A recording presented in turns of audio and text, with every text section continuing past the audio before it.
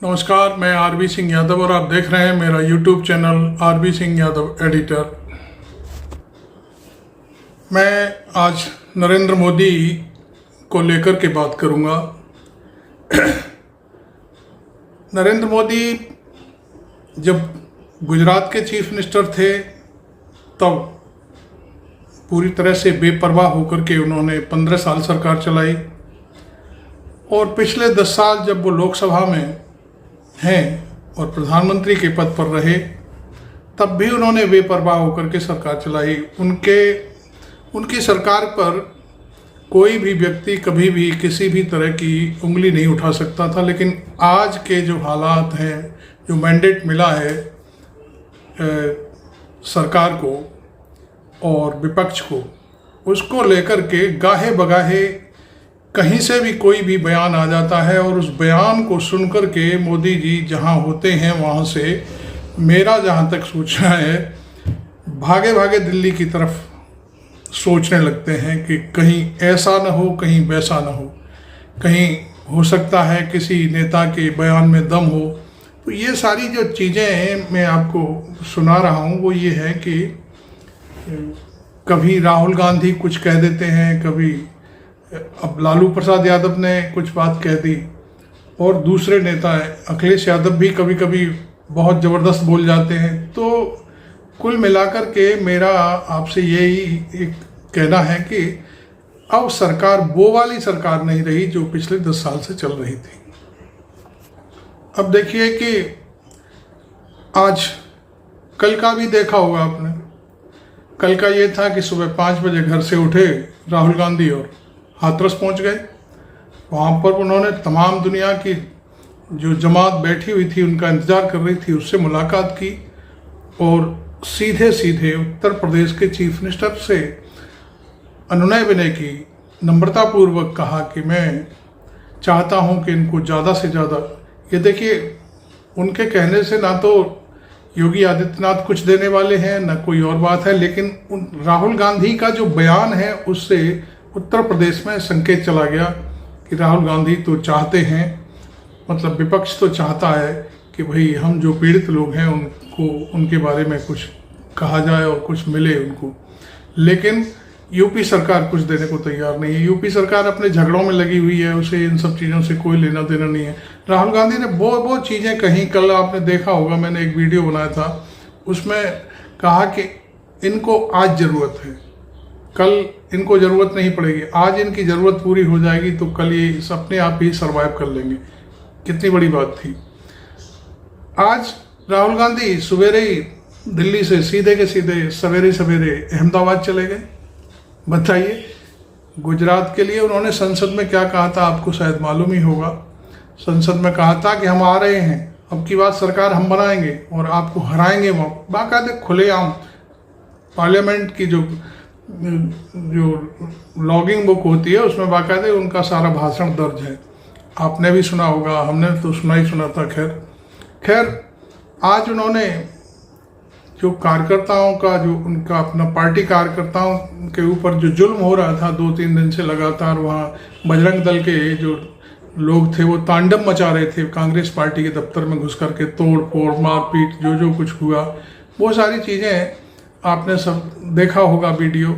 और अब राहुल गांधी अपने कार्यकर्ताओं को बाकायदे एक बड़ा संदेश दिया है, लंबा चौड़ा उन्होंने एक भाषण दिया था। उस भाषण के बाद अब उन्होंने जो मोरबी में जो घटना घटी थी, जो पुल गिरा था, लोहे का पुल जो झूलता हुआ पुल था, उनके पीड़ितों से भी मिलेंगे, क्योंकि अभी तक उनके पीड़ितों को शायद कोई मदद मिलने में हीला वाली है या कम मिली है, तो उसके लिए भी वहाँ से अहमदाबाद से ही या मोरबी जाकर के ही संदेश दिया जाएगा और वो बात प्रधानमंत्री को सीधे सीधे बोली जाएगी कि आप इनकी मदद करें या जो कुछ भी है मैं आपको अभी बताता हूँ, दिखाता हूँ। देखिए ये चीज़ राहुल गांधी का पूरा प्लान से काम होता है। नई दिल्ली में उनकी जो पार्टी का दफ्तर है वहाँ से उनका नेट टू नेट सारा प्रोग्राम तैयार होता है कि उनको कब कहाँ जाना है, क्या करना है। वो शायद सूरत के मोरबी में जाने के बाद वो फिर उनका अपना अलग प्रोग्राम होगा। तो यहाँ भी नरेंद्र मोदी उनकी जो दौरा है उससे हिले हुए हैं। अब मैं आपको बताता हूँ एक नई बात। वो बात है आरजेडी के चीफ लालू यादव के बारे में। लालू यादव का जो बयान आया है उसने भारतीय जनता पार्टी खासकर मोदी को हिला के रख दिया है कि नमस्कार, मैं अशोक कुमार पांडे और आपको मालूम है लालू यादव लंबे समय से जेल में थे। उसके बाद उनका किडनी का ट्रांसप्लांट हुआ, बेटी ने किडनी दी, और हालांकि इतना सब कुछ होने के बावजूद भी बिहार में उनको ज़्यादा सीटें नहीं मिल पाई और उनके परिवार के ही लोग हार गए कई। तो कुल मिलाकर के अब लालू यादव अचानक से सक्रिय हुए हैं। वो चीज़ हम आपको दिखाने की कोशिश करेंगे।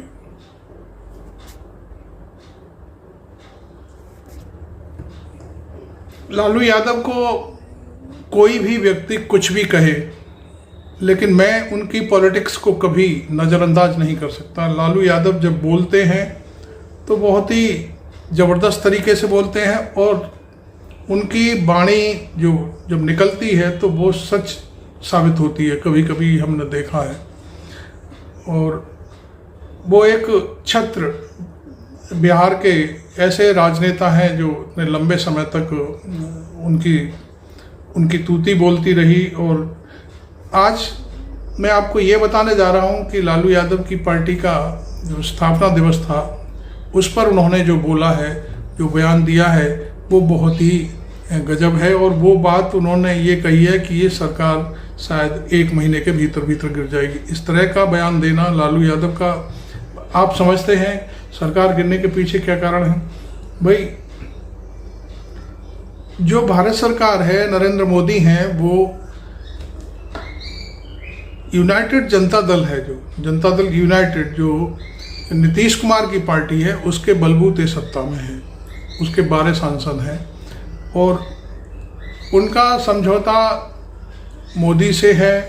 पिछले दिनों उन्होंने लालू यादव का साथ छोड़ करके अपना अलग से हिसाब किताब बनाया और बीजेपी में चले गए। अब उनको वहाँ पर नीतीश कुमार को भारतीय जनता पार्टी की जो लॉबी है वहाँ बिहार की, वो जीने नहीं दे रही। वो गाहे बगाहे कभी न कभी फुर्री छोड़ती रहती है खबरों की। अभी एक नेता है वहाँ के, वो मैंने शायद पिछले वीडियो में भी आपको उल्लेख किया था। उनका कहना है कि अब हमें किसी बैसाखी की ज़रूरत नहीं है, बिहार का जो चुनाव आने वाला है वो हम अकेले चुनाव लड़े भारतीय जनता पार्टी। तो ये अश्विनी चौबे की बात कर रहा हूँ, आप जानते हैं। और उनकी पार्टी में जो बाहर से लोग आ गए हैं, जो भी वो डिप्टी चीफ मिनिस्टर बन गए हैं, चौधरी हैं करके, तो उन पर भी ये तंज है। तो कुल मिलाकर के वहाँ ये बात चल रही है कि जो नीतीश कुमार हैं वो लालू यादव के साथ पलटी मार सकते हैं और लालू यादव इस सरकार को गिराने के लिए नीतीश को एक बार फिर से मुख्यमंत्री बनाने की बात कर सकते हैं। हालांकि अभी चुनाव में वहाँ 1 साल के लगभग समय है, लेकिन नीतीश कुमार चाहते हैं कि चुनाव हो, जल्दी हो। और उससे मतलब यह है कि जो जेडीयू है वो काफ़ी मात्रा में अच्छी सीटें जीत करके आया, 12 सीटें जीता है और वर्तमान में शायद उनकी 40 या कुछ सीटें हैं विधायकों की। और 12 सीटों का मतलब हो गया 12 पंजे 60, मतलब एक लोकसभा क्षेत्र में यदि 5वीं विधानसभा हुई और 5 में जीत के आ जाए तो वो एक लोकसभा का मतलब हो गया 5 सीटें, 5 विधायक निकालना। तो इस तरह से वो 60 विधायक, और फिर थोड़ी मेहनत की जाए तो शायद वो और अच्छे मतों से जीत सकते हैं। तो ये सारी जो चीज़ें चल रही हैं, मंथन है, वो पॉलिटिशियन हैं दोनों के दोनों, तो वो शायद नीतीश कुमार को अपने पाले में लेना चाहते हैं और उनसे फिर एक बार कह सकते हैं कि आप चीफ मिनिस्टर बनिए, वरना बने रहिए, लेकिन इस सरकार को गिराइए आप। ये फॉर्मूला जो लालू यादव का है वो बहुत ही गजब का है। लालू यादव कोई बयान देते हैं तो उसके पीछे कोई ना कोई कारण होता है। अभी कल हमने रात को एक वीडियो डाल करके आपको बताया था कि आंध्रा के जो चीफ मिनिस्टर हैं नायडू साहब, वो एक कल डिमांड चार्टर नरेंद्र मोदी के पास छोड़ करके गए हैं। उसमें आपको हम ऐसे ही नहीं कह रहे हैं ना, हमारी कोई अपनी कोई बात करने को, किसी को डिमोरलाइज करने की बात है, लेकिन हम ये इकोनॉमिक टाइम्स ने पूरी कहानी छापी है, कल के इकोनॉमिक टाइम्स ने, मैंने कल भी कहा था, आप पढ़ सकते हैं। तो 1 लाख करोड़ रुपया मांगा गया है, जिसको 1 खरब कहते हैं। और वो भाई हर एक की अपनी अपनी बात है, आंध्रा की अपनी बात है। आंध्रा वास्तव में बहुत ही पिछड़ा हुआ इलाका है और वहाँ अभी तक उस राज्य के पास राजधानी तक नहीं है। 3 राज्य बने थे, उत्तराखंड की राजधानी देहरादून में शिफ्ट हो गई, वहाँ भी विवाल बवाल मचा रहा था और कुछ नहीं हो पाया था। इसी तरह से झारखंड की राजधानी रांची में बन गई, सारा काम हो गया। और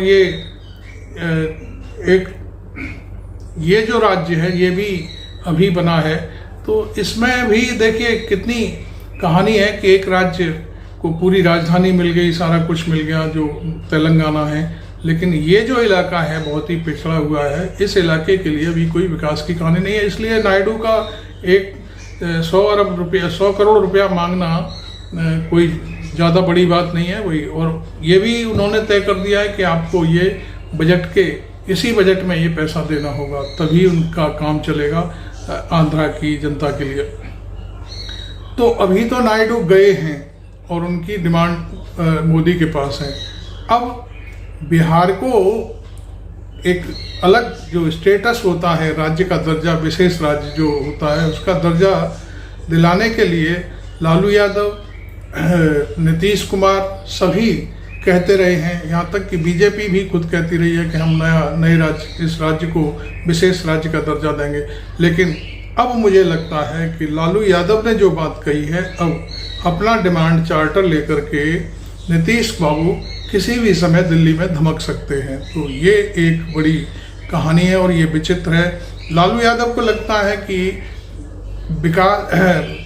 नीतीश कुमार को शायद नरेंद्र मोदी ये पैसा नहीं दे सकते, और उनका शायद ये भी मानना है कि जो भारत सरकार की माली हालत है उसमें नायडू बाबू को भी पैसा मिलना मुश्किल है बजट में।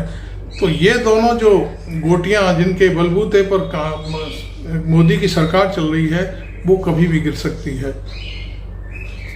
अब मैं आपको बता दूं सबसे बड़ा कारण क्या है। सबसे बड़ा कारण है नीतीश कुमार की पार्टी में तनाव। नीतीश कुमार भले ही मोदी को चाहते हों, लेकिन पार्टी के अंदर बहुत टूटन घुटन महसूस हो रही है, क्योंकि नीतीश कुमार ने अभी कुछ दिन पहले दिल्ली में आकर के जो कार्यकारी अध्यक्ष बना करके संजय झा को आगे किया है, वो एक बहुत बड़ा खेल चल रहा है। पार्टी के भीतर ही भीतर बहुत ही उबाल उफान चल रहा है, क्योंकि नीतीश कुमार, लालू प्रसाद यादव ये जेपी के आंदोलन की उपज हैं, लेकिन संजय झा आरएसएस की उपज हैं। इस वजह से पार्टी के जो लोग हैं वो सोचते हैं कि हमारी पार्टी में आरएसएस और बीजेपी घुस आई है। तो ये सारी एक कहानी अलग से चल रही है लालू यादव की। मैं समझता हूँ दर्जनों लोगों से रोजाना बात होती है, जेडीयू के तमाम लोग उनसे गाए बगाए कहीं ना कहीं होकर के मिलते रहते हैं। तो ये जो प्रेशर की राजनीति है बिहार में, वो बहुत ज़बरदस्त है, और इसी प्रेशर के चलते मुझे लगता है कि लालू यादव का ये बयान बहुत ही सटीक और सही समय पर है। आपको बताते चलें कि संजय झा नीतीश कुमार के बहुत करीबी हैं। वो बहुत सारे जो मसले हैं उनको सुलझवाते हैं और उनको सलाह देते हैं। उस सलाह पर नीतीश कुमार काम करते हैं। अब अगली जो सलाह आ रही है जेडीयू को, वो है संजय झा की कि जेडीयू को भारतीय जनता पार्टी में विलय कर दिया जाए। देखिए, भारतीय जनता पार्टी के एमएलसी भी रहे हैं संजय झा, आपको मैं ये बात और क्लियर कर दूं। तो कुल मिलाकर के जो कहानियां चल रही हैं उसमें अभी जो वोट मिलता रहा है नीतीश कुमार को, उसमें अति पिछड़े रहे मुसलमान, ये सारे वोट मिलने के बाद और उनका अपना जो खुद का वोट बैंक है वो मिलकर के हार जीत तय होती रहती है। और अभी दोनों पार्टियां जैसे बीजेपी के साथ मिलकर लड़े तो जेडीयू का पूरा वोट बीजेपी में शिफ्ट हो गया, और वहाँ कितनी सीटें निकली हैं भारतीय जनता पार्टी की आपको भी मालूम है। तो ये सारी जो चीज़ें हैं वो बहुत तगड़ी हैं, और लालू यादव चूँकि वहाँ बिहार की कण कण से जुड़े हुए हैं वो सब चीज़ें समझते हैं। उसमें से जब संजय झा ने ये कोशिश की कि भारतीय जनता पार्टी में जेडीयू का विलय हो जाए, तो शायद 10 या 20% लोग भारतीय जनता पार्टी में जाने के इच्छुक होंगे। बाकी 80% से भी ज़्यादा पार्टी कार्यकर्ता, विधायक, सांसद बिल्कुल नहीं चाहेंगे कि ऐसा हो। तो इसलिए लालू यादव की बात में दम है, और लालू यादव की बात के देखते हुए भारतीय जनता पार्टी, मैं समझता हूँ वो भी पूरी सतर्क रहती है कि कहीं ऐसा हो न जाए। Thank you very much. मैं आरबी सिंह यादव।